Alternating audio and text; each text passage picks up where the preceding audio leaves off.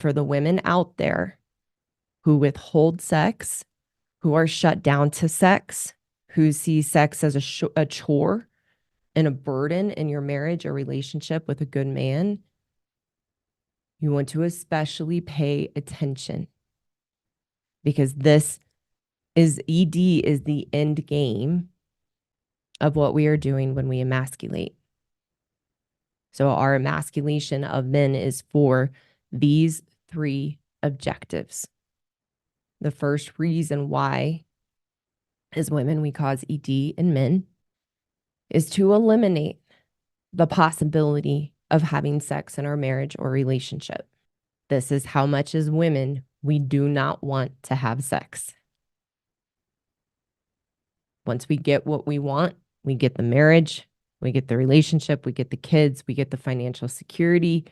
Sex comes off the table because it was a manipulation and a game in the first place, because we know the power and seduction that we have as women and our sexual prowess to get a man, to get what we want. Again, the marriage, the financial security, the family.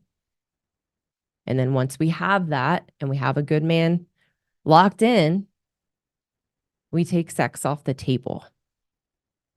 So emasculating a man to a point of him not being able to perform sexually is one of the reasons we cause ED, is to make it to where we don't have to have sex and eliminate the possibility of having sex. This, again, is the end game. So to learn more about that, check out the video I posted recently, Why Women Actually Want Sex, where I talk about our switch. And our switch is on to get our husband. And then once we get what we want, our switch goes off. So that's the number 1 reason. The number 2 reason as women that we cause ED in men is to continually degrade his masculinity, to continually degrade his masculinity for the purpose of making him impotent. And there are 2 definitions of being impotent. The first is to make a man powerless and incapable of being a man. And the second definition is to make a man unable to have an erection. And as women, we want to have the control, we want to have the power and weaken a good man so that he won't leave us, so that we will have the control and power, so we don't have to be alone, so we have someone to share the burden of life with, but that we don't want stronger than us or more powerful than us, so that we are always on top and we manipulate and have the strings and pull the strings in the relationship. P.S. I'm going to do a video about this next week, but this, from my perspective, is why hypergamy doesn't exist. Because as women, we actually look for men who have a flaw or a shortcoming that we can exploit so that we always have the power and control. And if we wanted a man to be biologically and physically, emotionally superior to us and have him remain in that position, then we would never degrade them in their masculinity.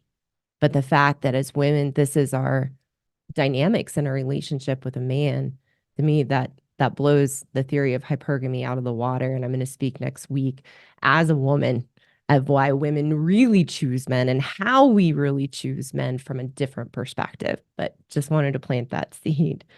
So we cause ED because we want a man to be impotent and powerless so we can remain in control.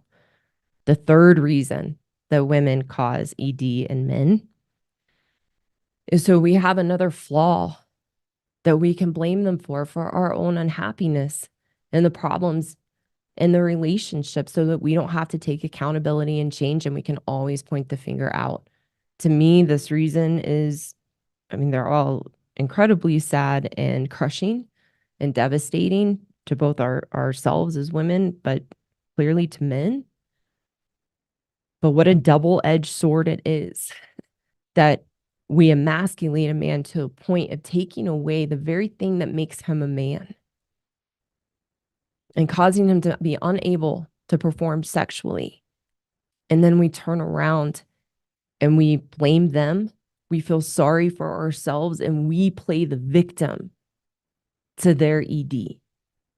And I've seen this over the years in working with women, that we get upset and make it all about us.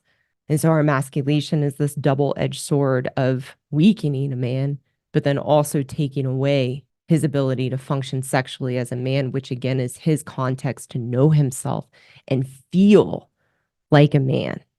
And so for women out there that might be watching, because I've heard this too, where you might be saying, well, I married a man who already had these issues when we got married. What I have learned through my experience is we choose men, again, with a flaw that we can exploit and always be able to point the finger out to them as why they're the problem and why they are to blame.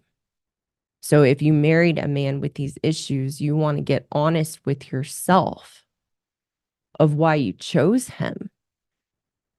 And in my experience, a woman will choose a man with ED so she doesn't have to have sex, but then she'll turn around and blame him for his inability to have sex.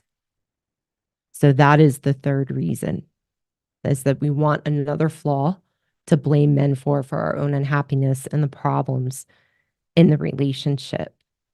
So the red pill and the hard truth to swallow is that as women, we emasculate intentionally and maliciously to accomplish these three objectives. Hello again. Thank you so much for taking the time to watch today.